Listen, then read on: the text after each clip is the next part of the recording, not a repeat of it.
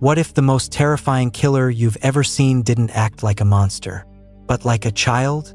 At first, she seems harmless, but with every step she takes, every silent stare, and every brutal kill, it becomes clear that this nightmare is unlike anything you've seen before. Today's movie introduces a brand new slasher who could become the next horror icon. So sit back, stay with me until the end, and let's break down Dolly. In the beginning, we are shown a creepy poem about Dolly. You will understand its meaning by the time the movie ends. It all begins in an old house, where a camera is placed beneath a bed. The door slowly opens and Dolly walks in, moving awkwardly with her feet twisted, just like a child. She sits on the bed and starts playing with her fingers like a little kid, even though she clearly isn't one. Her behavior is unsettling. But even more disturbing than her actions is the swarm of flies buzzing all around the room. As the camera slowly pulls back, we discover a headless corpse lying on the bed, covered in buzzing flies. The moment that shocking reveal happens, our attention shifts away from the flies and focuses entirely on Dolly, as she gently stretches out the corpse's hand. That was the movie's intro. Now begins Chapter 1, Mother. We meet a couple, Macy and Chase, who are heading out on a hiking trip. Before leaving, Chase drops his daughter, Evie, off at Aunt Sadie's house because he's taking Macy to his favorite spot to propose to her. Macy already has a feeling that's what's about to happen, which is why she's a little nervous. She's talking to her sister on the phone, asking whether she's truly ready to become a mother, or more accurately, a stepmom. The good thing is that she gets along well with Evie. We've already seen that. Even so, she's still afraid because she had a terrible childhood. Her own mother was abusive. That's why she's seeking advice from her sister, who is already a mother. Her sister reassures her that everything will be okay. After dropping Evie off, Chase and Macy arrive at the forest, where they notice a car already parked with a mother and daughter sticker on it. By now, you've probably realized that this is the same forest where Dolly's house is located, and these two are walking straight into danger. As they continue deeper into the woods, they come across two road signs. One reads Scenic Overlook, a reference to the Overlook Hotel from The Shining, which is exactly where they're headed. The other reads Hooper Mines, a reference to Tobe Hooper, the director of the Texas Chainsaw Massacre. By now, you've probably noticed that this movie looks visually very similar to the Texas Chainsaw Massacre, and that's completely intentional. There are several more references throughout the movie, and we'll talk about them in detail at the end.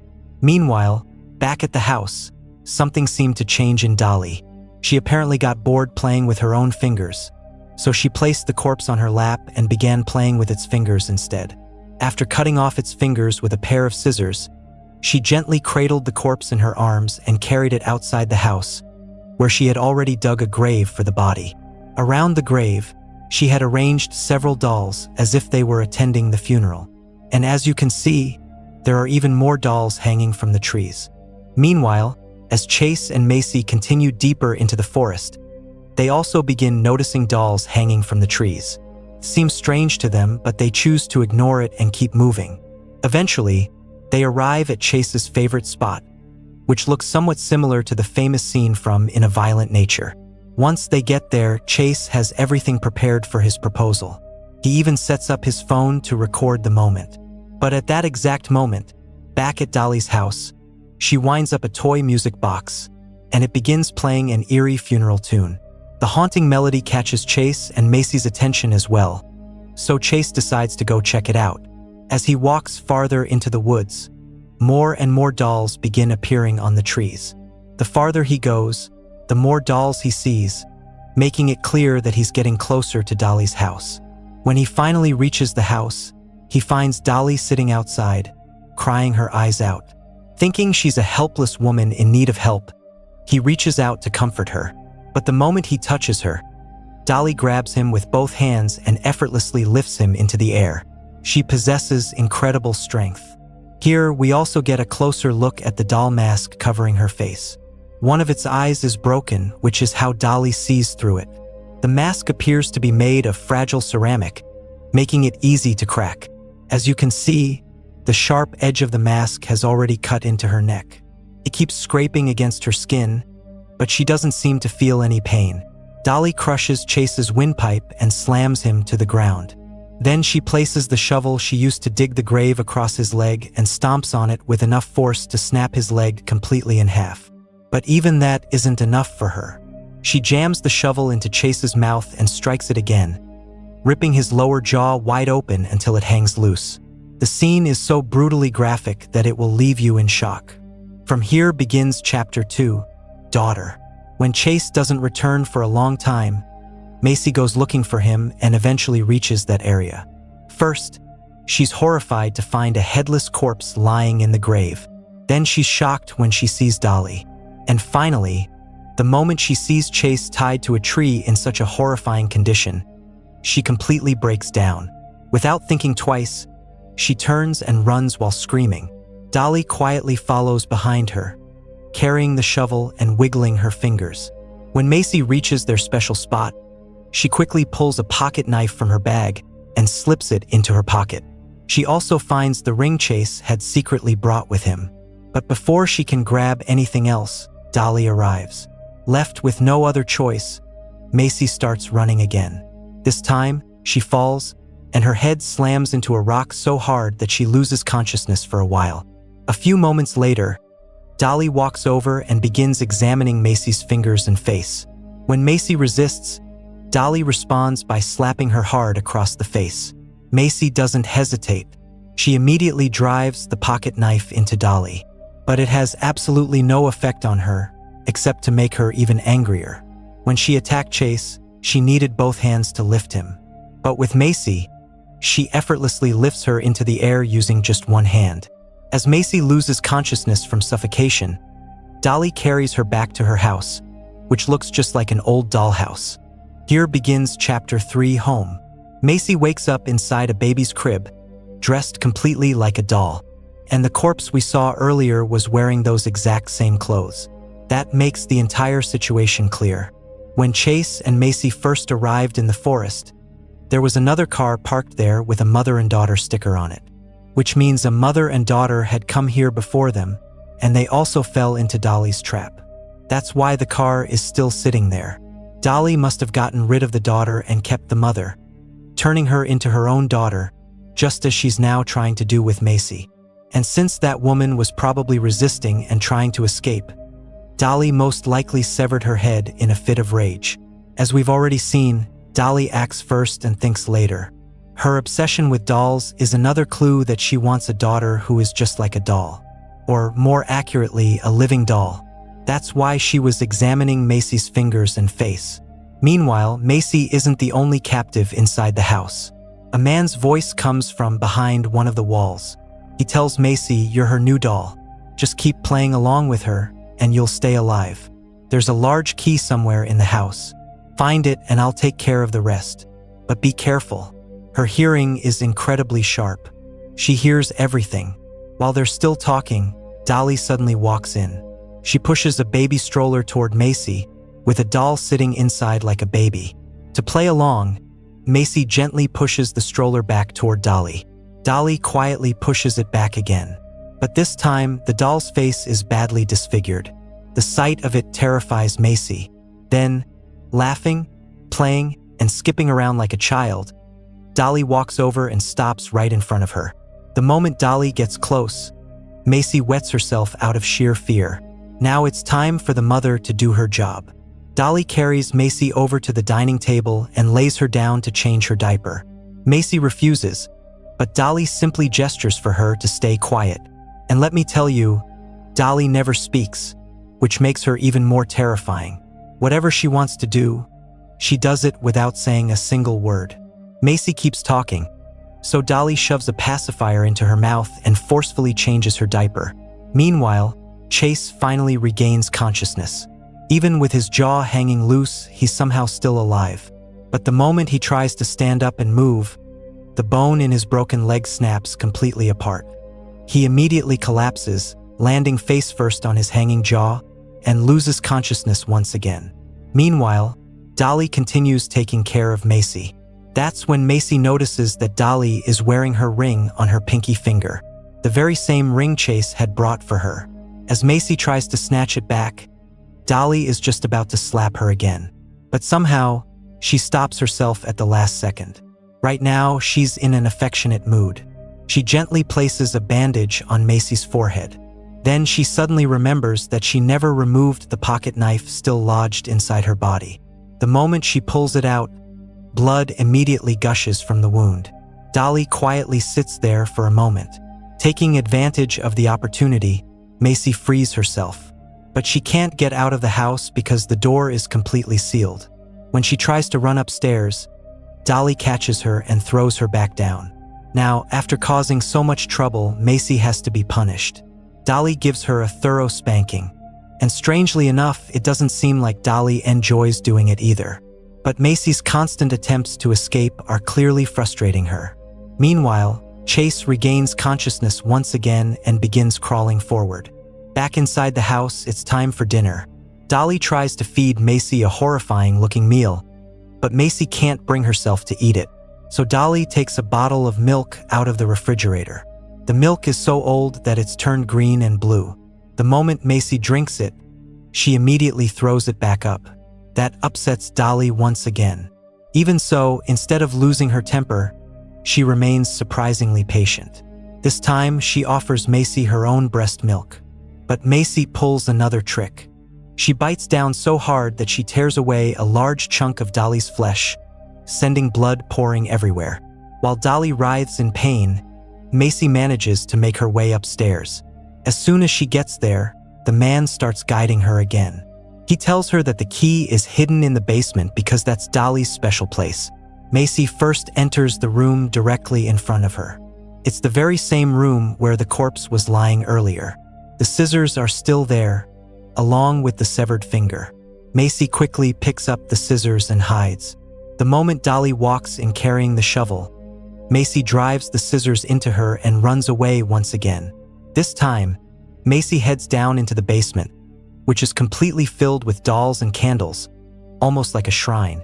There, she discovers a woman's severed head mounted on top of a doll, with the key hanging around its neck.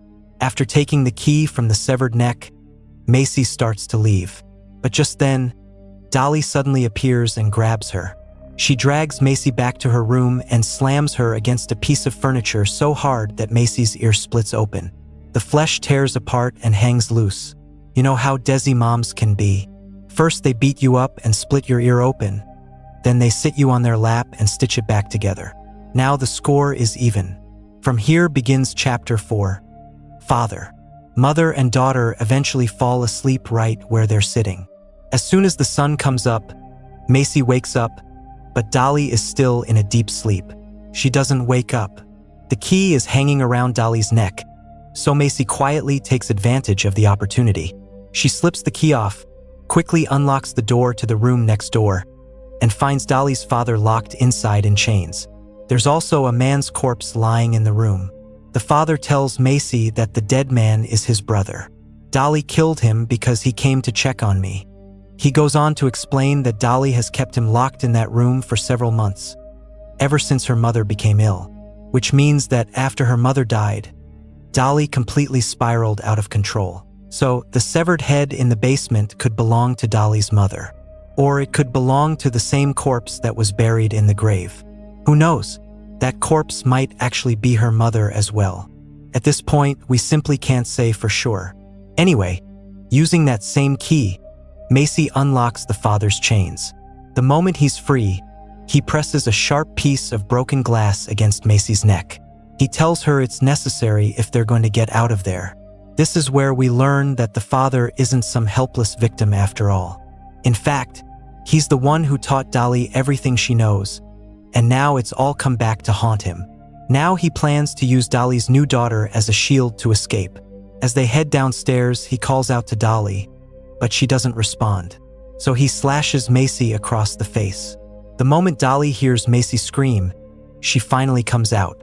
Using Macy as leverage, he forces Dolly to unlock the door, and the second it opens, he attacks her. Meanwhile, when Macy tries to run away, he knocks her to the ground as well. It's clear that he has sinister intentions toward Macy too. He tells Dolly, "You would have been better off killing me and burying me like the others," which means Dolly has already buried plenty of people. Meanwhile, the father is busy trying to teach Dolly a lesson. But at that exact moment, Macy grabs the same pocket knife and drives it into his back. Before he can turn around and take revenge on Macy, Dolly forces the knife all the way through his body with tremendous force, even driving her own hand straight through with it. The massive wound kills him instantly, but even that isn't enough to satisfy Dolly. She repeatedly beats her father's face with the shovel until it's completely disfigured. After that, Dolly takes Macy back to her room and, through gestures, tries to tell her to behave herself. She doesn't want to kill Macy. Instead, she starts trashing the room, clearly frustrated. But taking advantage of the distraction, Macy tries to run once again. Dolly immediately grabs her by the throat. By now, though, Macy has figured out how to play this game. She calls Dolly mommy, and Dolly instantly lets go of her. Just then, Chase's voice echoes from outside. He's calling out Macy's name. Try doing that with your lower jaw hanging off. The moment Macy hears his voice, she doesn't hesitate. She jumps straight out the window. And take a look at this scene. It's showing us that Macy is slowly losing her grip on reality as well. If she survives the jump, she'll be fine. Otherwise, she could lose her mind too. Right here begins Chapter 5, Reunion. Chase and Macy finally reunite. As soon as they see each other, Macy tells him, "I found your ring. I love you. Let's kiss." At least one of us might make it out in one piece. But right in the middle of their reunion, Dolly shows up. This time, she rips Chase's lower jaw off completely. Macy runs for her life, and it's becoming clear that her mental state is continuing to deteriorate. When she faces Dolly once again, she manages to break one side of Dolly's mask. The moment the mask cracks, Dolly instinctively steps back. Macy starts running again, but while trying to escape, she falls straight into the same grave. Here begins Chapter 6, Fight. Macy lands in the grave beside the corpse. When she looks up, it seems as though one of the dolls has opened its eyes. Another sign that she's slowly descending into madness. Anyway, Dolly attacks again, so Macy shoves the corpse toward her. The moment Dolly sees it, she begins pleading, because that corpse is someone very special to her. That brief distraction gives Macy enough time to climb out of the grave, grab Dolly's shovel, and turn the attack back on Dolly herself. After knocking Dolly down, Macy jumps back into the grave to retrieve her ring. And for the first time, we get a clear look at Dolly's face. It's completely decayed, utterly rotten. Even then, pulling the ring off Dolly's finger isn't easy. So Macy decides that saving her own life is more important. She climbs out of the grave and runs. And now we reach the final chapter. Chapter 7, Goodbye. As Macy makes it back to her car, she finds a police officer standing beside the mother and daughter's car, meaning he has come looking for them. Macy tells him that a woman wearing a doll mask is after her. The officer helps Macy into his patrol car. Then, over the radio, he tells his fellow officers that he's found a young woman who's telling the exact same story about a woman wearing a doll mask, which means Dolly has been spotted in these woods before, and the police have already received reports about her, but so far they've done nothing.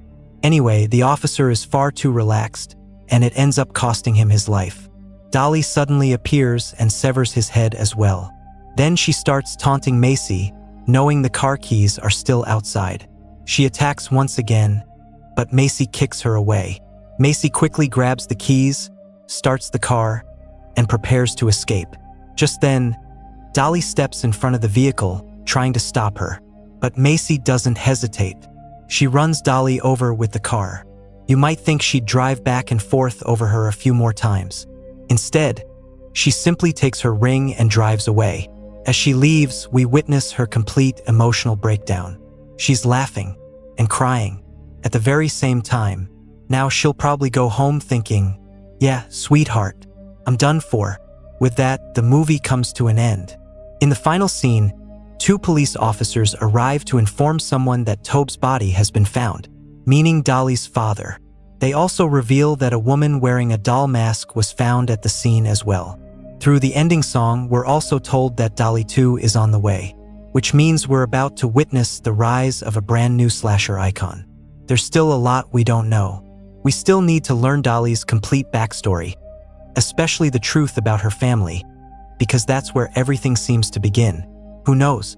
Maybe her father was the one who killed her mother. That could explain why Dolly kept him imprisoned for so long. Perhaps she never wanted to kill him herself. But after he crossed the line, she had no choice. How did Dolly's madness begin? Where did her obsession with dolls come from? Was her face always like that, forcing her to hide it behind a mask? And what was her mother really like? There are still so many questions waiting to be answered. However, the movie is heavily inspired by the Texas Chainsaw Massacre. Visually, it feels very similar, and Dolly's character closely resembles Leatherface. She's a monster on the outside, but emotionally, she's still like a child. Her emotions are completely unstable. She acts first and regrets it later. Even her body language feels very similar. And just like Leatherface, she comes from a deeply troubled family. On top of that, several scenes are direct references to the Texas Chainsaw Massacre, including the dining table scene, Macy jumping out the window, and the emotional breakdown at the end. So, in many ways, this movie gives us a female version of Leatherface. There have been female characters inspired by Leatherface before, but none of them really stood out. Dolly is played by professional wrestler Max the Impaler. Meanwhile, Chase is played by Sean William Scott, best known for American Pie. You already know the joke people associate with him. Even though he was cast in a slasher movie, the filmmakers still managed to give his character plenty of dark, morbid humor. His jaw is hanging off. His leg gets broken. Even after regaining consciousness, he somehow tries to stand up and walk, only to break his leg even further and fall face first onto his exposed jaw. Then he wakes up again, starts crawling toward the house, and after struggling all the way there, Dolly finally tears his entire lower jaw off. So that's how it all plays out. Now I'd love to hear what you thought of the movie, especially the gore. If you enjoyed this video, don't forget to leave a like. And if you'd like to see more movie breakdowns like this, be sure to subscribe to the channel if you haven't already. Thanks for watching, and I'll see you in the next one. Until then, take care.